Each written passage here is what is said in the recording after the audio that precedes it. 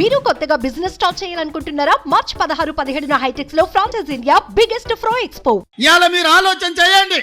జగన్ అయినా, బాబు గారైనా, పవన్ కళ్యాణ్ అయినా మోడీని ఎదిరించి నిలబడే శక్తి వాళ్ళకు ఉన్నదా?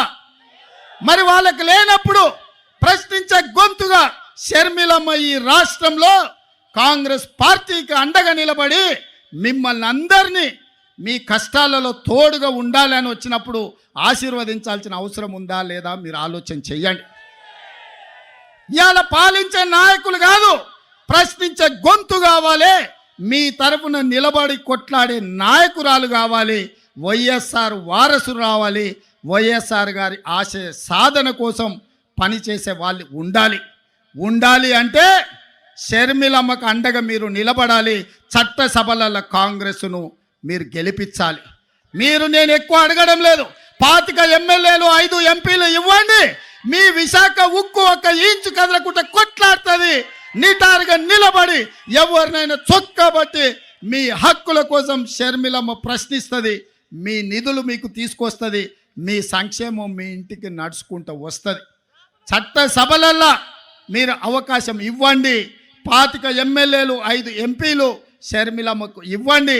ఎట్లా మీ సమస్యలు పరిష్కారం కావో, ఎట్లా మీ రాజధాని నిర్మాణం కాదో, ఎట్లా పోలవరం పూర్తి కాదో, ఎట్లా ఎవడన్నా వచ్చి విశాఖ ఉక్కును ఎట్లా కొల్లగొడతారో షర్మిలమ్మ చూసుకుంటుంది, కంచేసి కాపాడుకుంటుందని చెప్పి నేను సంపూర్ణంగా విశ్వసిస్తున్నా.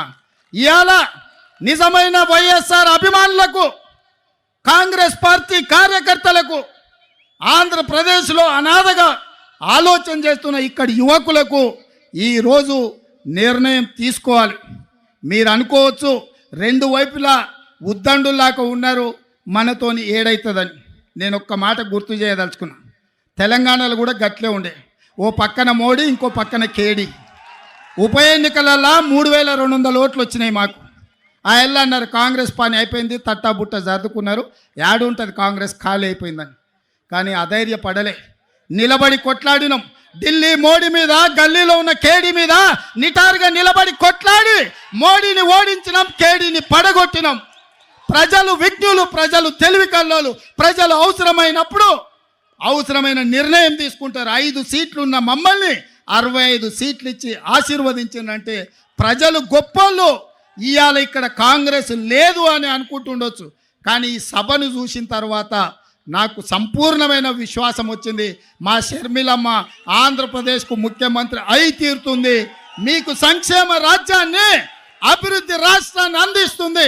నేను తోడుగా ఉంటా. మీ పక్కనే ఉన్న ముఖ్యమంత్రిని, పార్టీ అధ్యక్షుని షర్మిలమ్మకు అండగా నిలబడతా.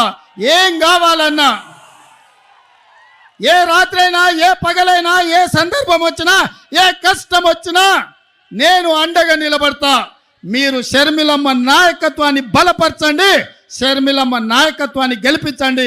షర్మిలమ్మ ఆంధ్రప్రదేశ్ ముఖ్యమంత్రిలో కూర్చునే వరకు తోడుగా నిలబడతా. నేను రెడీగా ఉన్నా తోడుగా ఉండడానికి. మీరు సిద్ధమా? మీరు సిద్ధమా? సై సై సై సై సై సై అనేటోళ్ళందరూ సై పైకెత్తండి.